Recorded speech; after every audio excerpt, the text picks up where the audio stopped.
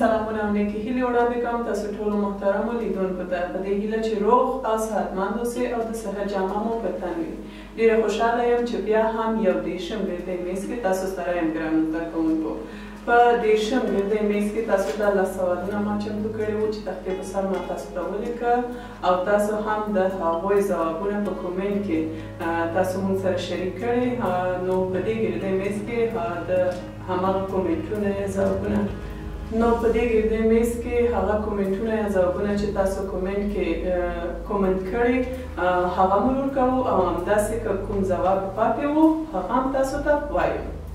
نو ګرانو زده کوونکو اولنی کومنټ وایو چې مننه کړې یو زده کوونکي ویلی تاسو د ښایسته پروګرام څخه مننه له تاسو څخه چې زموږ ملاتړ کوئ او زموږ برنامه یا خپله برنامه تاسو ګورئ. بل کومنټ راغلی چې د اهتزاز طول یو سوال و د اهتزاز طول یا لمنه څه ته ویل کیږي د هغه ځواب یې لیکلی. تر ټولو لرې فاصله چې حرکت کوونکی جسم د توازن له نقطې څخه وي د اهتزاز طول ویل کیږي. بالکل کاملا صحیح ده د دې ځواب چې د اهتزاز طول یا لمنه تعریف کړی. بل کومنټ دا چې د یو جسم تشکیل کوونکي ذراتو مجموعې ته کتله ویل کیږي. سوال یې داسې و چې کتله تعریف کړي یا کتله څه ته ویل کیږي. کاملا بالکل صحیح ده چې د یو جسم تشکیل کوونکي ذرات چې دا ذرات یو ځای کیږي او جسم د دې جوړیږي هماغه ذراتو ته مو کتله وایو.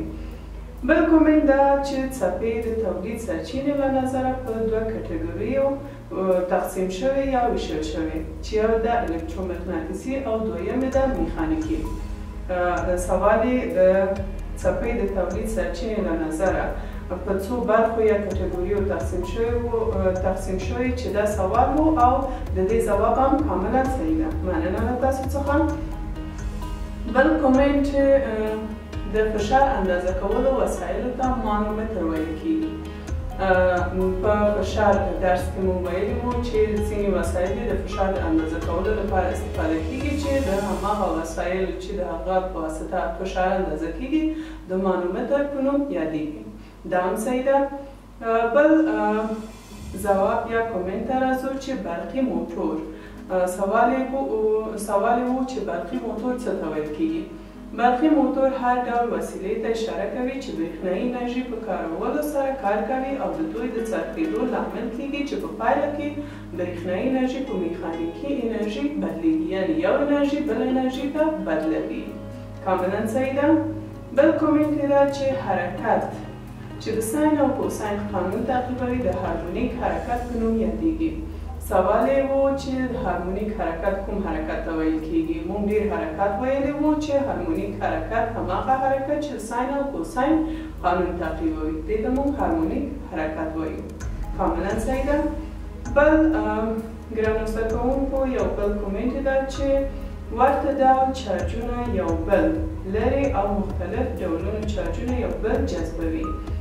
د چارجونو ترمنځ متقابل اغیزې چې سوال مو څه رقم ده نو هماغه ورته یا یو رقم چارجونه یو بل دفع کوي یا لرې کوي او مختلف چارجونه یو بل جذبوي. کاملا صحیح ده. بل کومنټ راغلی د استحقاق قوې کار د دې تعریف چې هغه کار ته ویل کیږي یا هغه کار دی چې د استحقاق قوه لخوا ترسره کیږي او د انرژي د ضایع کیدو لامل کیږي. دا هم کاملا صحیح ده. بل کومنټ یو سوال و چې د نور غیر طبیعي سرچینې مثالونه څه دي. نو مثالونه ګرانو زده کوونکو دلته یو زده کوونکي لیکلی چې برېښنایي ګروپ ده، څراغونه، شمعې او داسې نور. کاملا صحیح ده.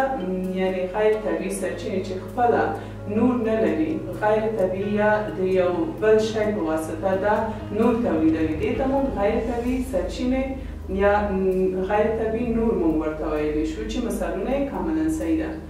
بل کومنټ ده چې هغه فزیکي کمیتونه دي چې د دوی په تعریف کې نور کمیتونو ته اړتیا نه وي. اساسي کمیتونه ویل کیږي. سوال یې داسې و چې اساسي کمیتونه کوم کمیتونو ته ویل کیږي.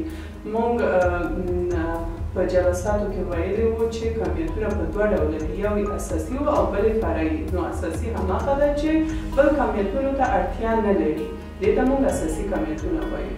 کاملا صحیح ده. ګرانو زده کوونکو، مننه له تاسو څخه. او بل یو کومنټ راغلی ده چې مننه ستاسو د پروګرام څخه، مننه له تاسو څخه چې خپل پروګرام او خپل برنامه ګوري او زموږ ملاتړ کوي. نو ګرانو زده کوونکو، دا و هغه کومنټونه چې تاسو موږ سره شریک کړي وو. مننه تاسو څخه. زموږ 31 ګردی میز همدلته پای ته رسیږي. تر بل ګردی میز تاسو لوی او بخښونکي خدای ته سپارم. الله مو مل.